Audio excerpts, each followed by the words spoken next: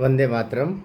नमस्कार, जय श्री राम। देश की राजनीति और राजनीति के दो विद्रूप चेहरे ऐसे दिखाई दे रहे हैं कि समझ में नहीं आ रहा है कि राजनीति आखिर किस तरफ जा रही है। भारतीय जनता पार्टी, कांग्रेस, राजनीति की दो धुरियां हैं। कांग्रेस 125 साल से ज़्यादा पुरानी पार्टी है। भारतीय जनता पार्टी जनसंघ और अभी तक की यात्रा को देखें तो लगभग 75 वर्ष इसने भी अपने लगभग पूरे कर लिए हैं। और शने शने कांग्रेस मुख्य धारा से दूर होती गई। भारतीय जनता पार्टी, जनसंघ जिसका पुराना नाम हम कह सकते हैं, वो होते होते मुख्य धारा में आई।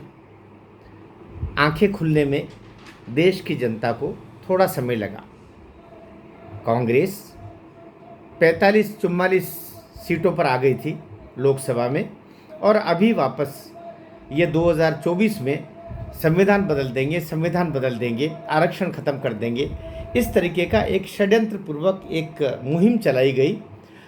और उसके तहत कुछ बंधु भ्रमित हुए और कांग्रेस वापस 99 के चक्कर में आ गई, या कि वो एक कम 100 की संख्या लोकसभा में उसने हासिल की।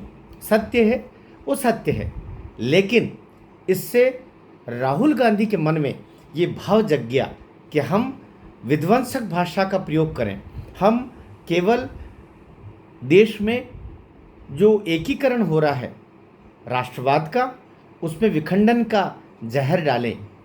हम कुछ ऐसा वातावरण बनाएं जिससे हिंदू समाज विभिन्न खंडों में बंट जाए, जातियों में बंट जाए, उसमें कुछ कभी अगड़ा पिछड़ा, कभी दलित, कभी ओबीसी, कभी कुछ निरंतर इतना जहरीला वातावरण करने का प्रयास किया।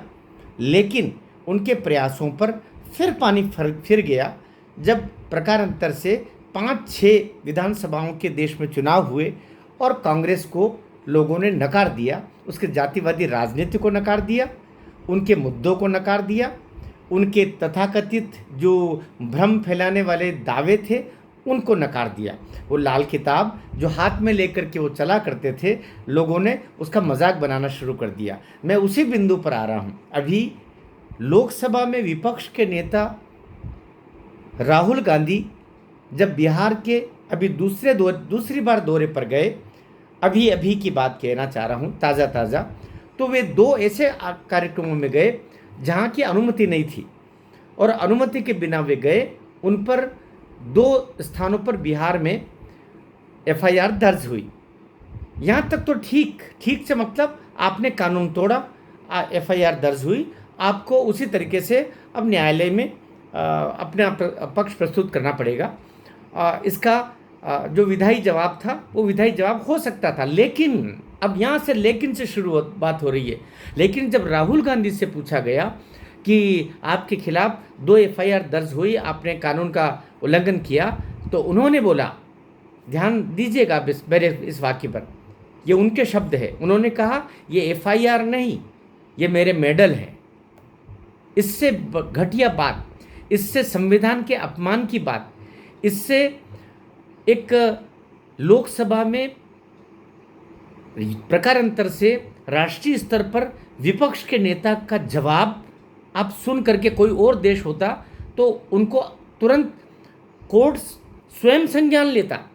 यहाँ जो कोर्ट स्वयं संज्ञान लेकर के, चाहे वो बहुत सारे नेताओं के जो बोल हुए, स्वयं संज्ञान लेकर के, और केवल इतना ही नहीं, अभी सेना का ही नहीं, अन्य प्रकरणों में भी कोर्ट स्वयं संज्ञान लेता है। तो स्वयं संज्ञान लेकर के इस बात पर क्या राहुल गांधी को कोर्ट में खड़ा नहीं करना चाहिए, या कि उनको विपक्ष के नेता से पद से मुक्त नहीं करना चाहिए और उनकी अरेस्टिंग नहीं होनी चाहिए? ये क्या बात, गली के गुंडे जैसे कोई अपराध कर देते हैं, आपसे आकर के आपके ऊपर मान लो उन्होंने गाड़ी चढ़ा दी, आपका पाँव कुचल गया, आपने कहा भैया क्या कर रहे हो, बोले जा, जो तुझसे जो बने सो कर लेना। ये तो वो भाषा हो गई। जिस तरह गली के गुंडे, जिस तरह बाजार में चलने वाले जो असामाजिक तत्व, उनको आपको टोकने जाते हो तो वो वही बोलते, जाओ जो करना है सो कर लेना। ये तो वो बातें हो गई कि ये एफआईआर नहीं, मेरे मेडल है। अर्थात ऐसे और बहुत सारे एफआईआर होगी, मैं कोई परवाह नहीं करता। और ये एफआईआर किस कानून के तहत? जो संविधान में दिया हुआ। प्रकारांतर से संविधान का खुला खुला सरासरा और घोर अपमान नहीं है? जिस किताब को, लाल डायरी को लेकर के तुम दिखाते फिरते हो, ये इसका सीधा सीधा अपमान नहीं है कि तुमने कानून का पालन नहीं किया, जो संविधान प्रदत्त, जो उसमें दिया गया है, संविधान में दिया गया है, और पालन नहीं किया, और तुम्हारे खिलाफ एफआईआर दर्ज हुई। तो उसके बाद में जब आपसे पूछा गया तो आपका जवाब था कि जाओ जो बने सो कर लेना। ये तो कोई आपराधिक करे मेरा एफआईआर नहीं है, बल्कि ये तो मेरे मेडल हैं। इससे ज़्यादा अपमानजनक संविधान के लिए और कुछ हो नहीं सकता। और राहुल, मैं फिर कहना चाहता हूँ, मोदी जी मत क्षमा करो। राहुल गांधी ने आपके लिए कभी कहा था कि प्रधानमंत्री घर से बाहर निकलेंगे तो लोग उनको लकड़ी से मारेंगे। यही राहुल गांधी भरी रैली में बोला था। आपने कोई कार्रवाई नहीं की, बच्चा बुद्धि कह के आपने छोड़ा। ये अमेरिका गए और वहाँ जाकर के उन्होंने देश के खिलाफ, देश की एकता अखंडता के खिलाफ उन्होंने वहाँ पर बोला कि सिखों को तो पगड़ी पहनने का अधिकार नहीं भारत में। पन्नू के साथ ये घूमे। फिर ये लंदन गए, ब्रिटेन, वहाँ पर भी उनके द्वारा कहा गया, यही जो सारा मीडिया में इसका लिखा हुआ कि हमारा सहयोग कीजिए। भारत में तो लोकतंत्र फेल हो रहा है, सारी संस्थाएं वहाँ धूमिल हो रही है। ये क्या चल रहा है? और विदेशी नागरिकता का प्रकरण, आपसे फिर मैं कहना चाह रहा हूँ, और प्रकारांतर से गृह मंत्रालय, अमित शाह जी, आपसे भी कहना चाह रहा हूँ कि आपको इलाहाबाद उच्च न्यायालय, दिल्ली उच्च न्यायालय 5-5 बार वे आपको समन भेज चुके हैं कि इनकी जो दोहरी नागरिकता है, जिसमें ब्रिटेन की नागरिकता भी है, भारत की नागरिकता भी है, तो ब्रिटेन की नागरिकता के संदर्भ में या भारत की नागरिकता के संदर्भ में आप अपना अभिमत दें। गृह मंत्रालय अभिमत नहीं दे रहा है। आप क्यों मचाना चाहते हैं? राहुल गांधी देश के लिए सही पूछे तो जो से कार्य वे कर रहे हैं, देश की एकता, अखंडता, संविधान और देश के लोकतंत्र के लिए खतरा बन चुके हैं। ऐसे ही लोगों को तो प्रकारांतर से असामाजिक तत्व कहा जाता है। लेकिन मोदी जी, इतनी क्षमा, ये क्षमा अब राष्ट्र पर भारी पड़ने लगी है। कार्रवाई करें। और जिस तरीके से इनके द्वारा कहा गया कि ये तो एफआईआर नहीं, मेरे लिए ये मेडल हैं, और कोई उठे गिरा बोलता, और कोई लुच्चा लफंगा गुंडा बोलता तो चलता है, उनकी तो भाषा ये होती है।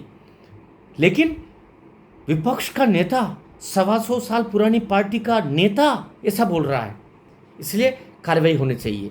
भारत माता की जय।